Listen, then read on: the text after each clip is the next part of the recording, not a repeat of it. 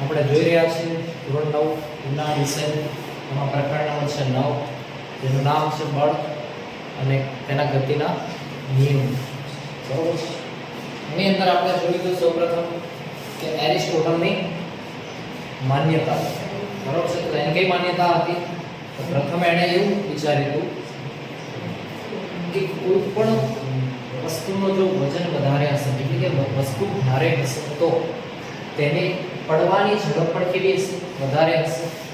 બીજું શું હતું કે જો કોઈ દડાને આપણે ઠોકર મારી તો તે હંમેશા ગતિ કરતો નથી, પરંતુ શું થાય છે? થોડી વાર રહીને ઊભો રહી જાય છે.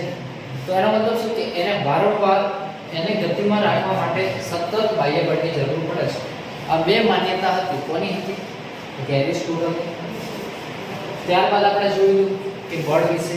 તો બળનું શું હતું કે કોઈ પણ વસ્તુને ગતિ કરવા માટે, એટલે કે એને પ્રારંભિક સ્થાનથી અંતિમ સ્થાન, એટલે કે જો વસ્તુ સ્થિર અવસ્થામાં હશે તો તેને ગતિમાં લાવવા માટે બળની જરૂર પડશે. તેમજ જો વસ્તુ ગતિની અંદર હશે, કે પદાર્થ કોઈ ગતિની અંદર હશે, તો એના ગતિને રોકવી હશે અથવા ઓછી કરવી હશે તો પણ બળની જરૂર પડશે. બરોબર છે. આ આપણું બળ વિશેનો ખ્યાલ. ત્યારબાદ જોયું કે એરિસ્ટોટલની આ માન્યતાઓને ખોટી કોણે સાબિત કરી?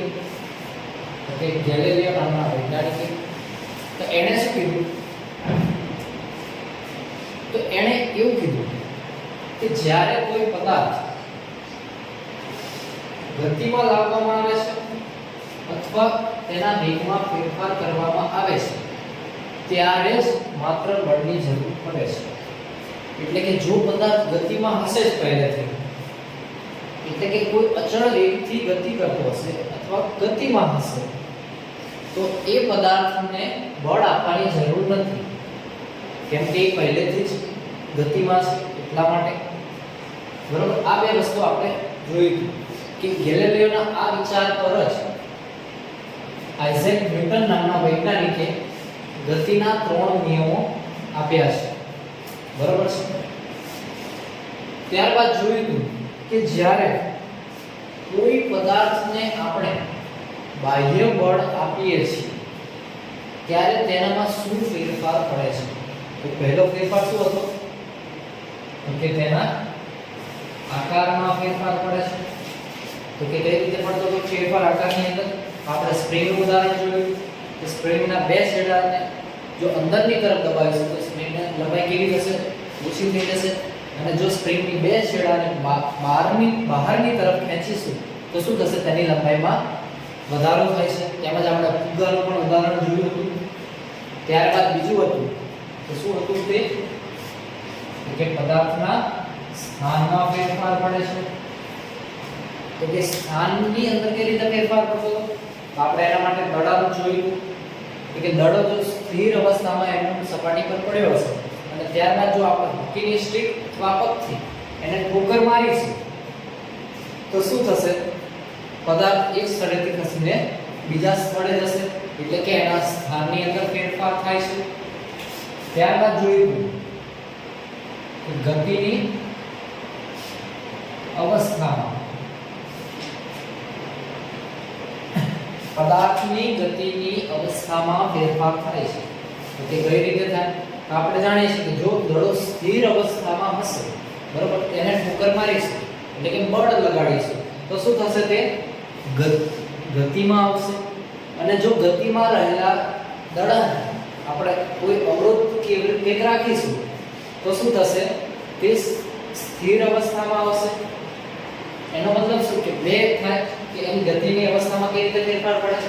તો કે પદાર્થ જો ગતિમાં હશે તો એ સ્થિર અવસ્થામાં આવશે, અને સ્થિર અવસ્થામાં હશે તો ગતિમાં આવશે. ત્યારબાદ જોયું કે પદાર્થના વેગમાં ફેરફાર તેમજ તેની દિશામાં. કે પદાર્થના વેગમાં ફેરફાર કેવી રીતે થાય? તો આપણે જાણીએ છીએ કે જો કોઈ બોલર છે, બરોબર છે, એ બોલિંગ કરે છે ત્યારે શું થશે? કોઈ વેગથી દડાને ફેંકે છે કોની તરફ કે બેટ્સમેન તરફ. ત્યારબાદ બેટ્સમેન શું કરે છે કે એ પણ બળ લગાડશે. શેના દ્વારા લગાડે તો બેટ દ્વારા. બેટ દ્વારા કોઈ બળ લગાડશે અને એ દડાને આપશે. તો એ દડામાં શું થાય છે કે દડો બીજી દિશામાં જાય છે, તેમજ એના વેગમાં પણ ફેરફાર થઈ જાય છે.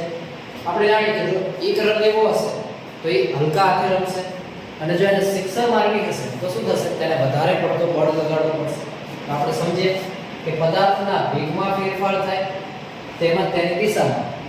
ખ્યાલ આવ્યો? પણ આ ક્યારની વાત છે? જ્યારે પદાર્થ પર આપણે બાહ્ય બળ લગાડીએ છીએ ત્યારે. બરોબર છે? હવે આજે આપણે ભણવાનું છે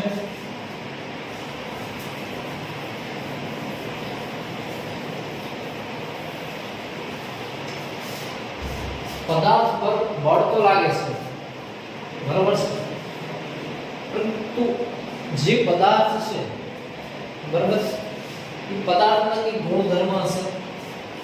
તો એમાંનો જ એક મહત્વનો ગુણધર્મ છે જડત્વનો ગુણધર્મ.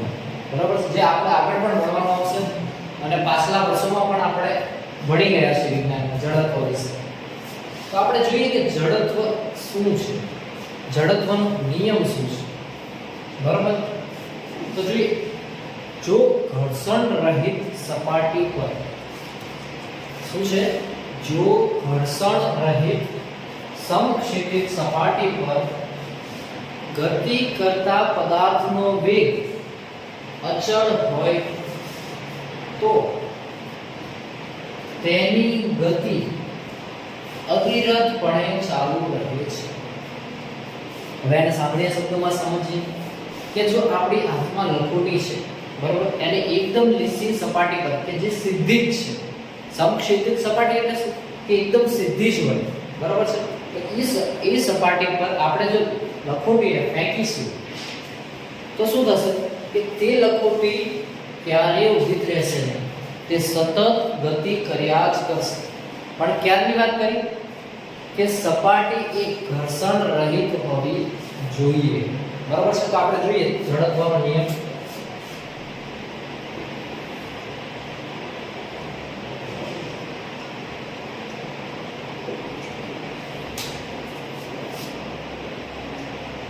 ઘર્ષણ રહિત,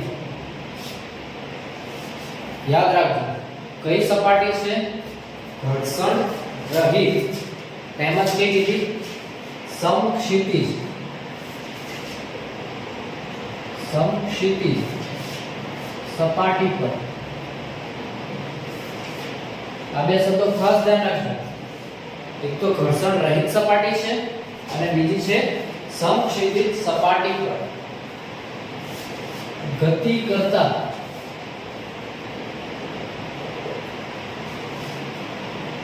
પદાર્થની ગતિ અચળ વેગથી ઘર્ષણ રહિત સમક્ષિતિજ સપાટી પર ગતિ કરતા પદાર્થની ગતિ અચળ વેગથી અવિરતપણે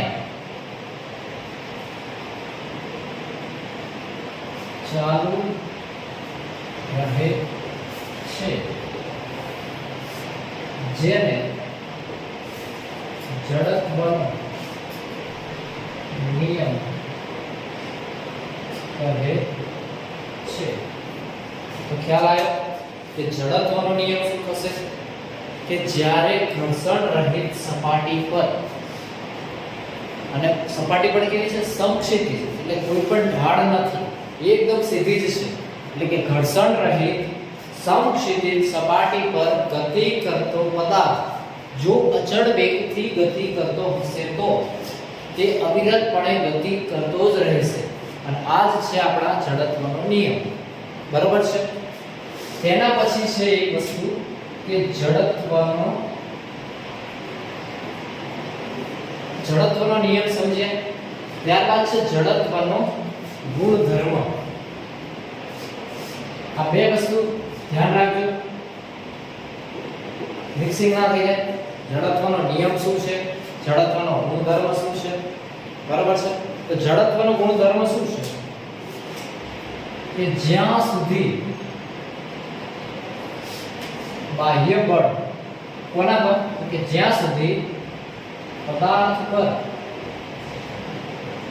બાહ્ય બળ ન લાગે ત્યાં સુધી પોતાની જે સ્થિતિ છે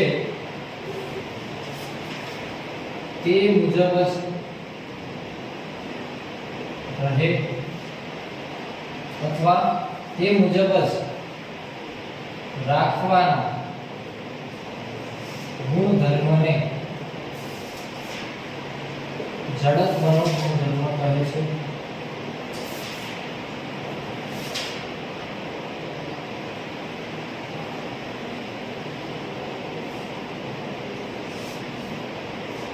તો જડત્વનો નિયમ શું છે તો કે જો ઘર્ષણ રહિત સપાટી હશે અને અહીંયાથી કંઈક સમક્ષેતિત સપાટી હશે અને તેના પર ગતિ કરતો પદાર્થ અચળ વેગથી ગતિ કરતો હશે તો તે અવિરતપણે કેવો હશે ગતિ જ કરતો રહેશે. આ તો આપણો જડત્વનો નિયમ. હવે જડત્વનો ગુણધર્મ શું છે કે જ્યાં સુધી પદાર્થ પર બાહ્ય બળ ન લાગે, બરાબર છે, જ્યાં સુધી પદાર્થ પર બાહ્ય બળ ન લાગે ત્યાં સુધી વસ્તુ જ્યાં સુધી પદાર્થ પર બાહ્ય બળ ન લાગે ત્યાં સુધી પોતાની જે સ્થિતિ છે તે મુજબ જ રાખવાની, બરાબર. પ્રકવાણે જ્યાં સુધી પદાર્થ પર બાહ્ય બળ ન લાગે ત્યાં સુધી પોતાની જે સ્થિતિ છે તે મુજબ જ રાખવાના ગુણધર્મને પદાર્થનો જડત્વનો ગુણધર્મ કહે છે. ખ્યાલ આવ્યો? બરાબર છે. હવે જડત્વ છે તો જડત્વનું એકમ હશે, બરાબર. તો જડત્વનો એકમ શું હશે એના માટે જડત્વ શેના પર આધાર રાખે એ સમજીએ આપણે. તો કે જડત્વ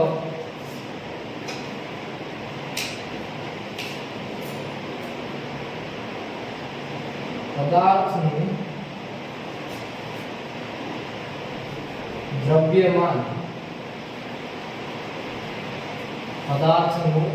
દ્રવ્યમાન એ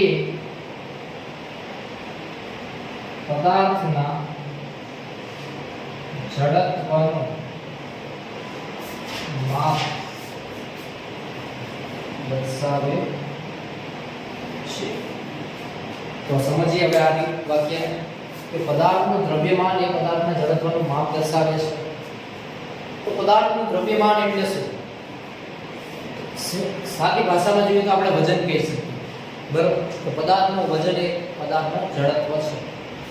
પરંતુ વજન એ ગુરુત્વાકર્ષણ બળ પર આધાર રાખનારો છે, બરાબર. તો કે કઈ રીતે? કે આપણે પૃથ્વી પર છીએ, બરાબર. તો આપણું વજન જે હશે એ, અને જો આપણે ચંદ્ર પર જશું તો આપણા વજનમાં શું થશે? ઘટાડો થઈ જશે. કેમ? કેમ કે પૃથ્વી કરતા ચંદ્રનું ગુરુત્વાકર્ષણ બળ છઠ્ઠા ભાગનું છે. એટલે કે આપણું વજન 60 કિલો હોય તો ચંદ્ર પર આપણને કેટલો લાગશે? માત્ર 10 કિલોગ્રામ લાગશે, બરાબર છે. તો અહીંયા વજન તો હશે. તો અહીંયા પદાર્થનું દ્રવ્યમાન, આ શબ્દને પણ આપણે સમજવો પડે. દ્રવ્યમાન તો સમજીએ કે હું 1 કિલો કપાસ, બરાબર છે, 1 કિલો કપાસ રાખું છું, બરાબર. તો એનો પૃથ્વી પર તો 1 કિલો થશે, પરંતુ હું જો એને ચંદ્ર પર લઈ જઈશ તો એના વજનમાં શું થશે? ઘટાડો થશે. એટલે કે છઠ્ઠા ભાગનું થઈ જશે, એટલે 1/6 થઈ જશે, બરાબર. પરંતુ એનો જે દ્રવ્યમાન છે એટલે કે 1 કિલોની અંદર જેટલું કપાસ આવતું હશે એટલું જ કપાસ ચંદ્ર પર હશે ને, કે એમાં તો કોઈ ફેરફાર થવાનો છે નહીં. તો અહીં શું થશે કે પદાર્થનું દ્રવ્યમાન એ પદાર્થના જડત્વનું માપ દર્શાવે છે. સમજણ પડી ગઈ બધાને? બરાબર છે. તો હવે આના ઉપરથી આપણને ખબર પડે કે જડત્વનો એકમ શું થશે? તો કે જડત્વનો એકમ કિલોગ્રામ છે. તો તમને ફરીવાર પ્રશ્ન થશે સાહેબ વજનનો પણ એકમ કિલોગ્રામ જ છે. તો અહીં સમજો કે વજન છે એ કપાસનું વજન પૃથ્વી પર અલગ છે, ચંદ્ર પર અલગ છે, પરંતુ એનું દ્રવ્યમાન પૃથ્વી પર જેટલું છે એટલું જ ચંદ્ર પર રહેવાનું છે. બરાબર? ભલે આપણે અહીંયા વજનને કિલોગ્રામમાં માપીએ તો શું ત્યાં પણ આપણે છઠ્ઠા ભાગનું માપીશું કિલોગ્રામમાં નહીં, કિલોગ્રામમાં જ છે. એટલા માટે અહીં જડત્વનો એકમ પણ કિલોગ્રામ છે. બરાબર? ત્યારબાદ આપણે સમજીએ કે આપણને ખબર પડી કે કિલોગ્રામ છે. હવે આપણી પાસે જો ભારે પદાર્થ હશે ત્યારે જડત્વ કેવું હશે? વધારે હશે. અને હલકો પદાર્થ હશે તો કેવું હશે જડત્વ? કે ઓછું હશે. ભારે પદાર્થનું જડત્વ વધારે હોય છે અને હલકા પદાર્થનું જડત્વ ઓછું હોય છે. બરોબર છે? ખ્યાલ આવી વાળી વસ્તુ. તો હવે આના પછી આપણે ભણવાનું છે, તમારે સ્ક્રીનશોટ કે લખવું હોય તો લખી લેજો આ રીતે.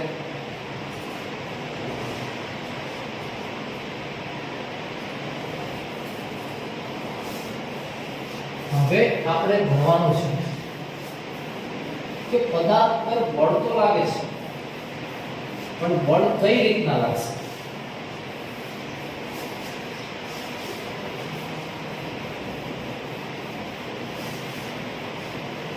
તો કે બળ બે પ્રકારે લાગે છે.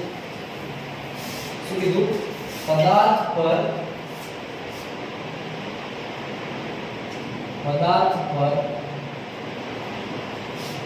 બળ બે પ્રકારે લાગે છે. તો તે કઈ રીતે લાગશે? તો સૌથી પહેલું જોઈએ સંપર્ક બળ. બરાબર છે? તો સંપર્ક બળ છે એક પ્રકાર અને બીજો છે ક્ષેત્રીય બળ. બરોબર? આ બે વચ્ચેનો તફાવત સમજીશું અને વ્યાખ્યા જોઈએ એટલે આપણે ખ્યાલ આવી જશે કે કયા પ્રકારના બે બળની વાત છે. તો પહેલું છે સંપર્ક બળ. તો કે સંપર્ક બળ એટલે શું? કે જ્યારે પદાર્થની અવસ્થામાં આપણે ફેરફાર કરવો હોય તો શું કરીએ? આપણે પદાર્થ સાથે જો સંપર્કમાં આવતા હોઈએ તો તેને શું કહે છે? સંપર્ક બળ કહે છે. ક્યારે સંપર્ક બળ થશે? જ્યારે કોઈ પદાર્થની અવસ્થામાં ફેરફાર કરવો હશે ત્યારે જો પદાર્થના સંપર્કમાં આવતા હશે તો તેના પર લાગતું બળ કેવું હશે? સંપર્ક બળ હશે. તો આપણે લખી લઈએ જ્યારે પદાર્થની અવસ્થામાં ફેરફાર જ્યારે પદાર્થની અવસ્થામાં ફેરફાર કરવા માટે શું કરીશું આપણે? તો કે પદાર્થ સાથે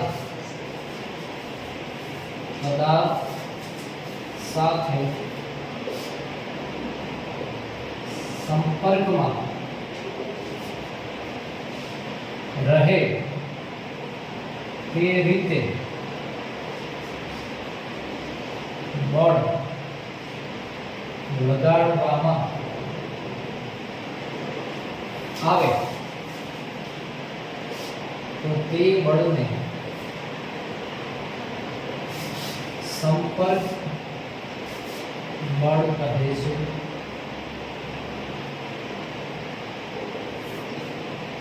બરાબર છે? અને બીજું છે ક્ષેત્રીય બળ. આપણે લખી દઈએ પછી સમજીએ એના વિશે. ક્ષેત્રીય બળ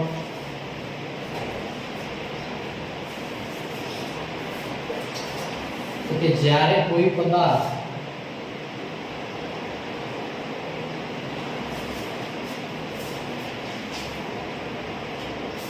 બીજા પદાર્થના સંપર્કમાં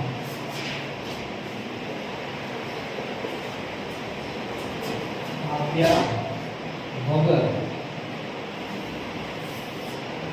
બળ અનુભવે તો તે બળને ક્ષેત્રીય બળ કહે છે। તો સમજીએ આપણે સંપર્ક બળ વિશે અને ક્ષેત્રીય બળ વિશે। તો વ્યાખ્યા તો આપણે ખ્યાલ આવી ગયો છે કે સંપર્ક બળ એટલે શું કે જ્યારે કોઈ પદાર્થની અવસ્થામાં ફેરફાર કરવો હોય ત્યારે તે પદાર્થના સંપર્કમાં આવીને શું કીધું તે પદાર્થ સાથે સંપર્કમાં રહે તે રીતે બળ લગાડવામાં આવે તો તે બળને સંપર્ક બળ કહે છે। તો આપણે સમજીએ કે આપણે ધારો કે ગાડી ઊભી છે બરાબર, એ ગાડીને આગળ લઈ જવી છે તો આપણે શું કરીશું એન્જિનથી એક્સેલેટર ચાલુ, એક્સેલેટર દબાવશું એટલે આગળ જશે। પરંતુ જો એ ગાડી બંધ છે બરાબર, એના ધક્કા મારવાના છે આપણે, તો આપણે શું ખૂબ મારીને ધક્કા મારીશું કે ના? આપણે એના માટે શું કરવું પડશે કે આપણો હાથ છે ગાડીની પાછળની બોનેટ પાછળની બાજુ અડાડવો પડશે અને પછી બળ લગાડવું પડશે। તો અહીં શું થાય છે કે આપણે ગાડીની જે અવસ્થા છે તે અવસ્થામાં ફેરફાર કરવો છે। તો એ અવસ્થામાં ફેરફાર કરવા માટે શું કરે છે આપણા હાથને એ ગાડી સાથે સંપર્કમાં લાવીએ છીએ ત્યારે જ શું થાય છે તે ગાડીને ધક્કો લાગે છે, બળ લાગે છે અને તેની અવસ્થામાં ફેરફાર થાય છે। એ જ રીતે બીજું ઉદાહરણ સમજી શકીએ આપણે કે જ્યારે આપણે હોકી પ્લેયર હોકી રમતો હોય છે ત્યારે તેની પાસે બળ આવે, ત્યારે તેની પાસે દડો આવે છે। જો એ દડાને તેણે તેની ગોલ પોસ્ટની અંદર નાખવો હશે તો એણે શું કરવું પડશે? બળ લગાડવું પડશે। તો બળ કઈ રીતે લગાડશે? તો કે હોકી સ્ટિક દ્વારા તે દડાને ટોકર મારે છે। તો અહીં શું થાય છે? હોકી સ્ટિક સાથે દડો સંપર્કમાં આવે છે બરાબર, તો અહીં કઈ બળ લાગશે? સંપર્ક બળ લાગે છે બરાબર। આ થઈ ગયું સંપર્ક બળ। હવે એના પછી આવે છે ક્ષેત્રીય બળ। આ બળ વિશે આપણે ખાસ જાણવું જરૂરી છે કેમ કે આ બળને આપણે અનુભવી શકીએ છીએ બરાબર, જોઈ શકતા નથી। તો કે કઈ રીતે? તો આપણે સમજીએ કે જ્યારે કોઈ પદાર્થ બીજા પદાર્થના સંપર્કમાં આવ્યા વગર બળ અનુભવે તો તે બળને ક્ષેત્રીય બળ કહે છે। સિમ્પલ સમજીએ કે ધારો કે પવન ચક્કી છે બરાબર, તો પવન ચક્કી કેવી રીતે ફરે છે? પવન આવે છે ત્યારે ફરે છે, પરંતુ અહીંયા પવન શું થાય છે? પવન ચક્કીના પાંખિયા સાથે સંપર્કમાં આવે છે તો એ તો થઈ જશે સંપર્ક બળ। પરંતુ આપણે જ્યારે દડાને હવામાં ફેંકીએ છીએ ત્યારે શું થશે? તો બધા જ કહીશું આપણે એ દડો નીચે આવી જાય છે। શેના લીધે નીચે આવે છે? તો કે પૃથ્વીનું ગુરુત્વાકર્ષણ બળ એ હવામાં ઉછાળેલા દડાને જમીન એટલે કે પોતાની તરફ ખેંચે છે, એટલે કે ગુરુત્વાકર્ષણ બળ લાગે છે જેના લીધે તેને દડો નીચેની તરફ આવી જાય છે। તો અહીં જોઈએ આપણે કે શું ગુરુત્વાકર્ષણ બળ અને દડા વચ્ચે કોઈ સંપર્ક થયો? તો કે ના, કોઈ પણ પ્રકારનો સંપર્ક થતો નથી। પરંતુ જે જગ્યાએ ગુરુત્વાકર્ષણ બળ લાગે છે ત્યાં આ થાય છે। હવે જો એ દડો કોઈ શક્તિશાળી વિદ્યાર્થી હોય અને એ દડો જો આપણા પૃથ્વીના વાતાવરણની બહાર ફેંકી દે, જે જગ્યાએ ગુરુત્વાકર્ષણ બળની અસર પ્રવર્તતી હોય તે ક્ષેત્રની બહાર ફેંકી દે બરાબર છે, એટલે કે આપણા સેટેલાઇટ સુધી જો દડો ફેંકી દે તો શું તે દડો નીચે આવી જશે? તો કે ના, કેમ નહીં આવે? તો કે તે જગ્યાએ ગુરુત્વાકર્ષણ બળ લાગતું નથી અથવા એની અસર પ્રવર્તતી નથી। તો ખબર પડી કે જે જગ્યાએ ક્ષેત્રીય બળ લાગશે પરંતુ કેવું બળ કે કોઈ પણ જાતનો સંપર્કમાં હશે નહીં એ રીતે। તો આપણું એનું ઉદાહરણ થાય તો કયું થાય? ગુરુત્વાકર્ષણ બળ।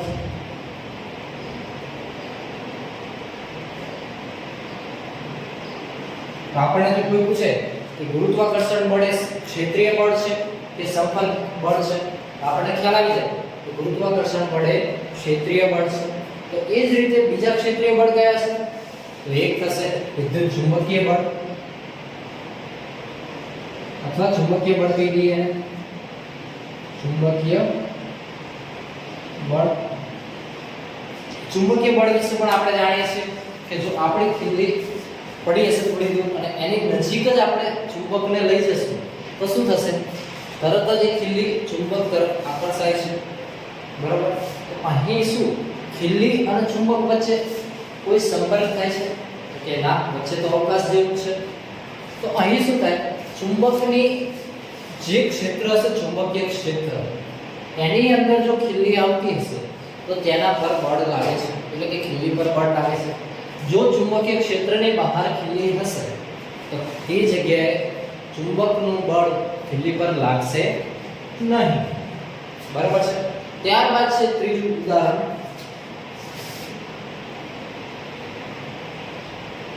વિદ્યુત બળ. બરાબર? તો આપણે સૌ જાણીએ છીએ હવે કે આપણું પરમાણુ શેનો બનેલો છે? તો કે ઇલેક્ટ્રોન, પ્રોટોન અને ન્યુટ્રોન. બરાબર? જેમાં ન્યુટ્રોન છે એ શું ધરાવે છે? તો કે કોઈ પણ જાતનો ચાર્જ ધરાવતો નથી, એટલે કે વીજભાર ધરાવતો નથી. પરંતુ ઇલેક્ટ્રોન કયો વીજભાર ધરાવે? તો કે માઈનસ, એટલે કે ઋણ વિદ્યુતભાર ધરાવે છે. ઇલેક્ટ્રોન છે એ કયો વિદ્યુતભાર ધરાવે? તો કે ઋણ વિદ્યુતભાર. જ્યારે પ્રોટોન છે એ કયો વિદ્યુતભાર ધરાવે? બધા જ કહીશું કે ધન વિદ્યુતભાર. તો અહીં જ્યારે બે પ્રોટોનને આપણે નજીક લાવીએ છીએ ત્યારે બે વચ્ચે શું થશે? અપાકર્ષણ થશે, એટલે કે એકબીજાથી વિરુદ્ધ દિશામાં બળ લાગશે, એકબીજાને ધક્કો મારશે. જ્યારે બે ઇલેક્ટ્રોનને નજીક લાવીશું તો પણ એક પ્રકારે થશે કે બંને ઇલેક્ટ્રોન એકબીજાને ધક્કો મારશે, એટલે કે દૂરની તરફ કરશે. અને જો બે અલગ અલગ, એટલે કે એક પ્રોટોન અને એક ઇલેક્ટ્રોનને બંનેને એકબીજાના નજીક લાવીશું તો બંને એકબીજાને આકર્ષે છે. બરાબર છે? તો એના ઉપરથી એવું થાય કે જો વિજાતીય વિદ્યુતભારો એકબીજાને અપાકર્ષે છે અને સજાતીય વિદ્યુતભારો એકબીજાને આકર્ષે છે, તો થઈ ગયું ત્રણેય: ગુરુત્વાકર્ષણ બળ, ચુંબકીય બળ અને વિદ્યુત બળ. આ ત્રણેય બળ કેવા છે? તો કહે ક્ષેત્રીય બળ છે. તો ખ્યાલ આવે બધાએ આજે શું ભણ્યા આપણે આજે? તો કે પદાર્થના જડત્વ વિશે, જડત્વનો નિયમ, જડત્વનો ગુણધર્મ. ત્યારબાદ ભણ્યા કે બે બળ વિશે. તો કયા કયા બળ? તો કે સંપર્ક બળ અને ક્ષેત્રીય બળ. સંપર્ક બળ કોને કહેવાય? તો કે જ્યારે પદાર્થની અવસ્થામાં ફેરફાર કરવા માટે તે પદાર્થ સાથે જો સંપર્કમાં આવીએ અને જે બળ લાગે તો તે બળને શું કહેવાશે? સંપર્ક બળ. અને ક્ષેત્રીય બળ શું કહેવાશે? કે જો એક પદાર્થ બીજા પદાર્થની સંપર્કમાં આવ્યા વગર દૂરથી જ તેની અવસ્થામાં ફેરફાર કરતો તો તેને શું કહેશે? ક્ષેત્રીય બળ. બરાબર? ક્ષેત્રીય બળનું આપણે ઉદાહરણ જોયું કે કયા કયા છે? ગુરુત્વાકર્ષણ બળ, ત્યારબાદ છે ચુંબકીય બળ, વિદ્યુત બળ. બરાબર? પહેલા જોયું જડત્વનો નિયમ. તો જડત્વનો નિયમ શું કહે છે? કે ઘર્ષણ રહિત સમક્ષેત્રિત સપાટી પર જો કોઈ પદાર્થ અચળ વેગથી ગતિ કરતો હશે તો તે અવિરતપણે ગતિ ચાલુ રાખશે. આ હતો જડત્વનો નિયમ. ત્યારબાદ જડત્વનો ગુણધર્મ શું છે? તો કે પદાર્થ પર જ્યાં સુધી બાહ્ય બળ ન લાગે, શું છે? પદાર્થ પર જ્યાં સુધી બાહ્ય બળ ન લાગે ત્યાં સુધી તે પોતાની જે સ્થિતિ છે તે સ્થિતિને ટકાવી રાખે છે, એટલે કે જાળવી રાખે છે. અને એને જ કહે છે પદાર્થનો જડત્વનો ગુણધર્મ. પદાર્થનું દ્રવ્યમાન એ પદાર્થના જડત્વ સાથે સંબંધ ધરાવે છે, એટલે કે આપણે પદાર્થના દ્રવ્યમાનને જડત્વ કહીએ છીએ. પદાર્થનો જડત્વનો એકમ શું છે? તો કે કિલોગ્રામ છે. અને હવે આપણે જાણીએ છીએ કે ભારે પદાર્થનું જડત્વ વધુ હોય છે, હલકા પદાર્થનું જડત્વ ઓછું હોય છે. હવે આપણે આગળ અભ્યાસ કરીશું, એ આવતા વિડિયોની અંદર કરીશું.